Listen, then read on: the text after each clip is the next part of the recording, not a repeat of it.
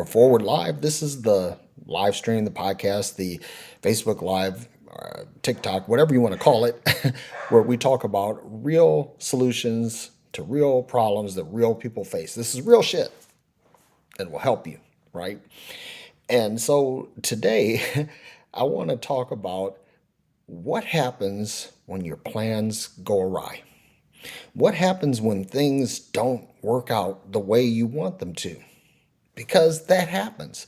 Matter of fact, I would say that it happens that things go wrong with your plans probably at a rate of about 50% of the time that they actually work out. Now, some of us are better at planning than others, but what do you do when the plan doesn't work? Well, you have to learn to adapt and improvise. You have to learn to wing it. Now, one of the things that I've said many times in my career, I've said this on live streams, that if you don't have a yin or an ability to wing it, don't. Because when you try to wing it and you're not prepared, you will fuck it up.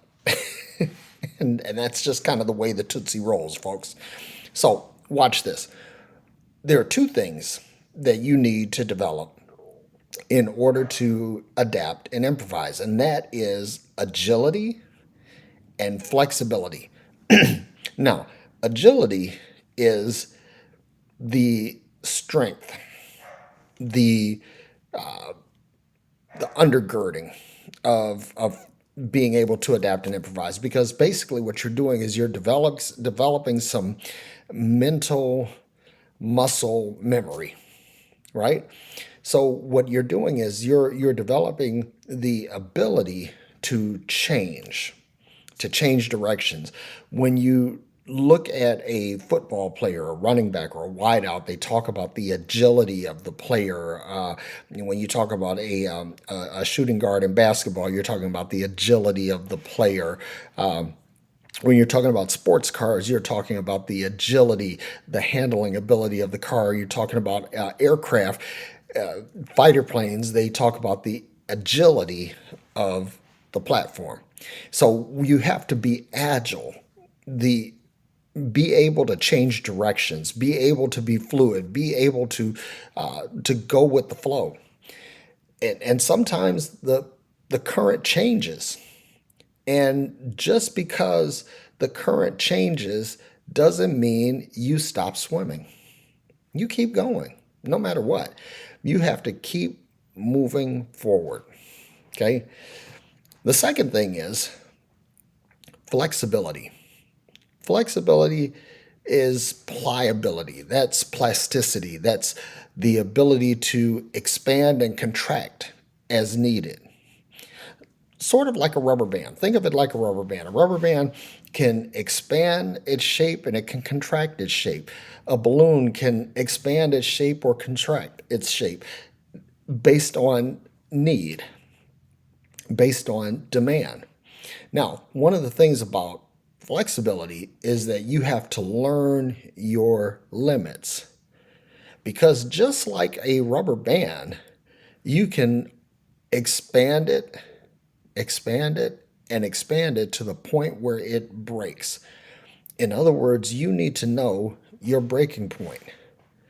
And once you understand what your breaking point is, you understand that this is the point that I can't go beyond this. Because if I do this, something not so good may happen. Okay? So, agility, being able to change directions, and flexibility, being able to flex according to the situation. Those are two of the two key things about being able to adapt and improvise. And why do you need to do this? Because there's an old saying about the best laid plans of mice and men. And that basically says that whenever you think of something and you plan it out, there's always something that can go wrong. There's what they call Murphy's Law, that if anything can go wrong, it will go wrong. And Murphy's Law is actually more nuanced and more detailed than that, but that's the overarching theme. So what happens when you are sailing and the skies are clear, the seas are calm, and then suddenly a storm? Well, if you don't have an agile, flexible boat, and you're not an agile and flexible skipper, the storm may overtake you and take you under. That's why adaptability and improvisation is so important. What happens when you plan for retirement, but then you have a major expense that comes up and it puts a hit on your finances? What do you do? And this is not a plan B kind of thing. I mean, because here's the thing, that when you plan, you have to plan multidimensionally. You have to plan for what you want to do. You have to plan for contingencies, things like that. This is not that, right? Because this is not plan B, because you might be in plan A or you might be in plan B and you may need to adjust the plan. That's what adaptability and improvisation is. When you're able to change within a particular framework. So if you, I mean, and we plan for so many things. I mean, we plan for our businesses to succeed. We plan for our marriages to endure. We plan for all kinds of things, and sometimes the things don't work out the way you plan. And here's the thing, that one what happens to a lot of people, that when things go awry, they break. They give up. They decide that it's not worth going forward. And I'm here to tell you that as long as you have breath in your body, you have the opportunity to endure, to persevere, what we talked about last week, and to overcome. But if you have the ability to adapt and improvise, storms come, plans change, people change, and you have the ability to adjust. You have the ability to keep your forward progress going. Now, the one thing that I want to say before I wrap this up is, when things happen, well,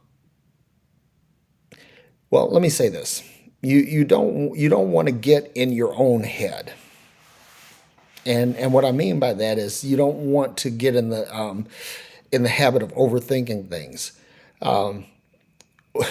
When you look at like, say, a wideout in football or a center fielder in baseball, that when they're chasing a ball down, a lot of times they make a change in their route, or they make a change in their trajectory to adapt to what it is that they're trying to catch. And that's the way to think of it. It's like you're playing a position and you're running a route and you're thinking about what it is that you're doing. Now, watch this, is when you get into your own headspace and you begin to overthink this, your whatever adaptability and flexibility that you have, or agility and flexibility that you have, you might miss all of that because you're overthinking what you need to do instead of kind of just flowing with it. And that's probably the key point of being able to adapt and improvise, is being able to go with the flow. The current changes. Okay, what do I do to make the best of this particular situation? What do I do to maximize this change for my benefit? Or how do I adapt and improvise to minimize negative things that can happen to me? So it works both ways. It's not always trying to figure out, okay, what's the best thing, what's the best outcome. It's trying to navigate away from the worst possible outcome. And these are a couple of things that you want to keep in mind, but you have to keep an open mind. Listen, one of the problems with people failing to adapt and improvise is that they become galvanized in their thinking. They become hardened in what they believe. And again, in order to be agile and being able to be flexible requires an open mind. And you have to understand that your thinking may have to adjust on the fly as well as your actions. Okay?